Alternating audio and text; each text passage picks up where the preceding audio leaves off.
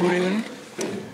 I have two topics. The first one is the electrical energy. All of those little red marks that you see in the Cuba map, I was going to put the provinces also, but we have so many that I get confused from the 6, so I don't do that anymore. There were 18 plants up to 1989, 18 power plants. Right now, there are only 7. You can see the 7 there. I tried to summarize a little bit. The most important thing is the third column that it says where the technology came from and the year that it was built. And the fourth column says when they were modernized. Modernized why? Well, because they use a lot of the Cuban oil. And the plants got broken down. Second, they are trying to convert now from fuel oil to gas, to natural gas, and that costs money. And that's what they're doing in there. Okay. So those are the 7 plants. Some of them have names crazy, like Lidio Ramon Perez. I don't know who it is. He's probably a guy that died somewhere. Well, he's in Miami, probably. Yeah. Now, during the crisis that this provoked, and I'm going to show some graph where you see the blackout days and so on. In my opinion, some people in there talked to the guy that is almost dying for 10 years now, and convinced him that they should bring some small plants that you can only use in emergency, in hospitals, in hotels, but there was a lot of money involved in there. And they brought what they call the Grupo Electrógeno. The Grupo Electrógeno is a crazy idea. Nobody does that but Cuba. And they are portable plants, very no efficient. The consumption that you see on the third column is amazing. Once they realized, and they brought like 3,500 of this. And yes, it solved a problem for a while, but they were dirty and inefficient and spent a lot. So they decided, let's bring a little bit higher power, and they brought the fuel oil, which is about 20 megawatts, but also it's useless. That's not the solution. And what they did with this one, they moved it to the sites of the 7 plants to help them. But that's not the solution for Cuba.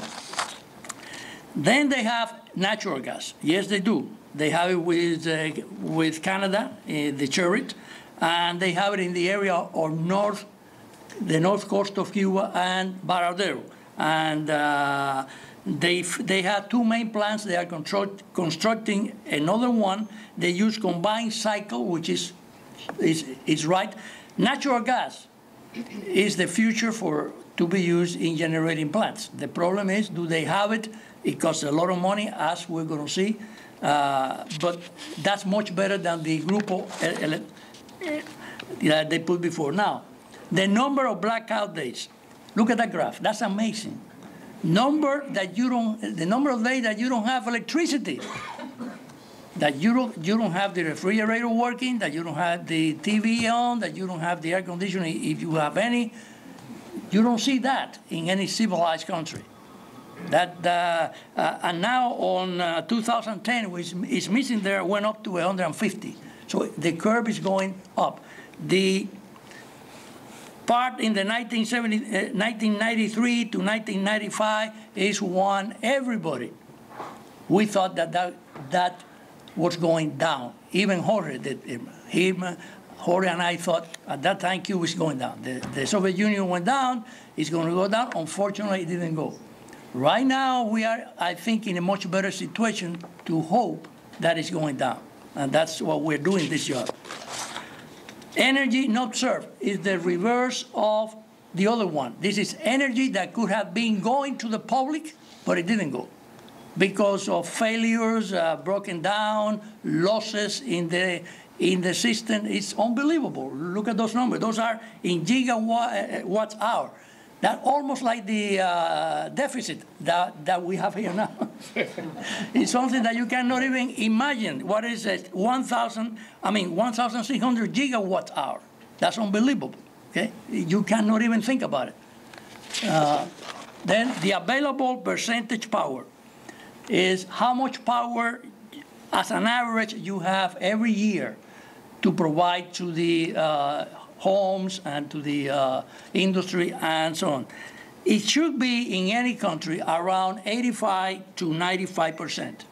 In Cuba, you can see the numbers there, which average around 60, 65.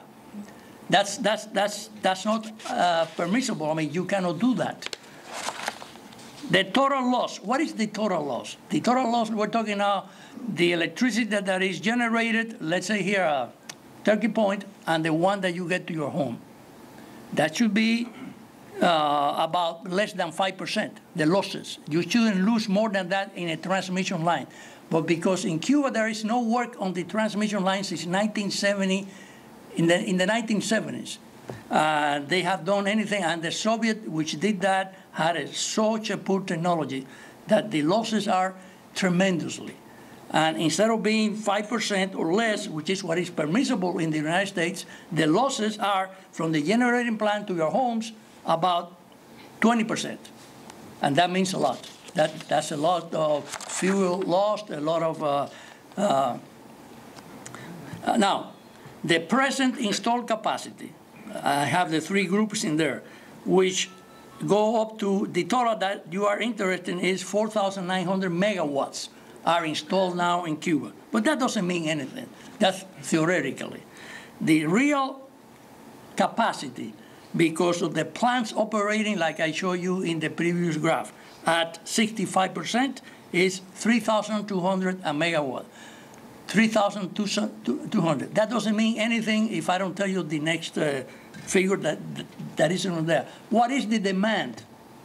Because if the demand were 100, 200, 300, okay, that's beautiful. The demand, what the Cuban people need for whatever they do at their homes, which is 41%, at industry or whatever, is around 3,000 megawatts. You cannot have a demand of 3,000 megawatts and have a capacity of 3,200. That's why the blackouts. That's why the problems.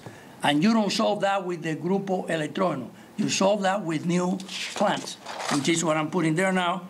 The conclusion is that the entire energy infrastructure, from refineries, including the Cienfuegos one that Chavez has helped, and whatever, and what they are doing is selling that oil to the islands in the Caribbean.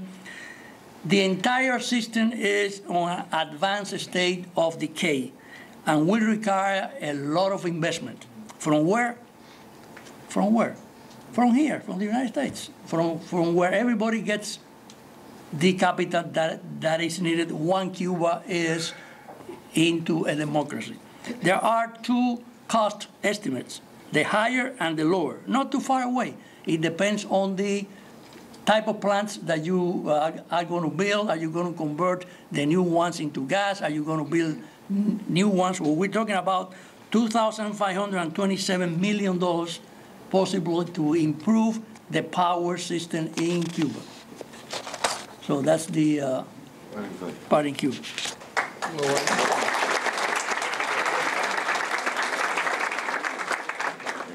Okay, that's the telecommunications. The two most important infrastructure are mine. Power, because without the power you cannot move anything. And the telecommunications, you cannot talk to anyone. You couldn't even beat me when I'm getting to the 5 minutes. So. I will give you 3 minutes. Now, the first graph, I just put it there for curiosity. That's not so important really, but it is. I mean, that gives you the Cuban telephone lines per 100 persons. By telephone lines, I don't mean 3 telephones in your house with the same number. No. I mean 3 different numbers per house, per homes, or 2 or 1. And in 1959, nobody had more than 1 line in your house. You had a 222, 5, whatever, and that's it. And then you have maybe an extension in the other living room or something. In 1959, Cuba had 15 per 1,000 persons. And what that means, because a number means nothing if you don't compare. That's above Italy, which used to own this company now, was below that, was 8. Spain was about 10. Many other countries, most of the countries were below that. And that doesn't include cellulars. That's only wired telephone. At that time, you didn't have cellulars or anything. Now, you go to 2003 and so on, up to 2009, that includes wireless.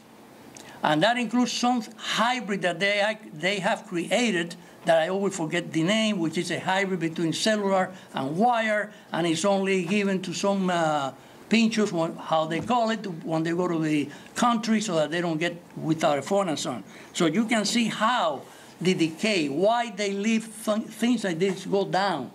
That's unnecessary.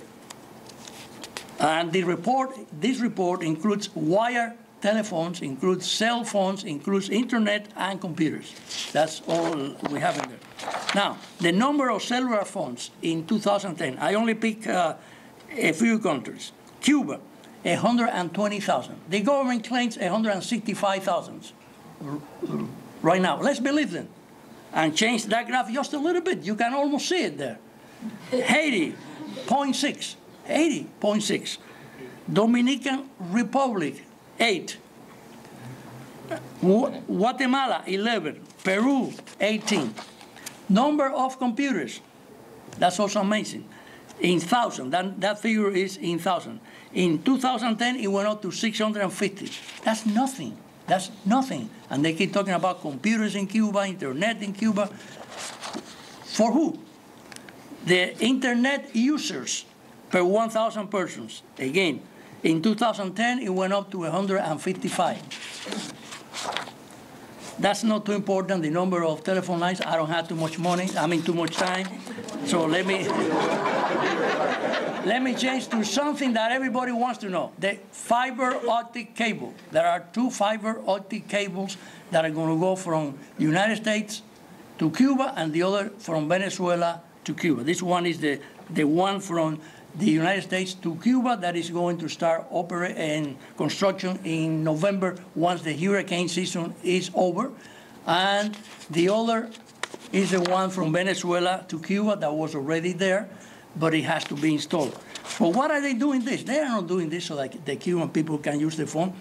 They are doing this for one only reason: security, so that they can talk to whoever they want without being watched or heard by the United States. Because if not, you have to go to the satellite, and the satellite can be picked up, or cellular phones. When you use fiber optics, it's much more difficult. It can be done, but it's much more difficult. So that's what they're looking for.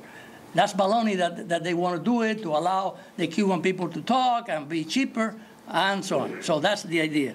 And finally, the idea of the cost, the value of the equipment, the number, we estimate that after 5 years of transition, 15, we go back to the one that we have, and so on. But I put over here, subscriber after 3 years transition of cell phones, and I put 5 million. You know that if Cuba has 11 million people, in 5 years, they are going to have 20 million cells. Because look at Miami, and everybody is going to have with 2 over there because the anxiety that they have. So that's 5 million is nothing. But we had to say something like that. So that's the capital that is going to be needed, and that's it. Did you know?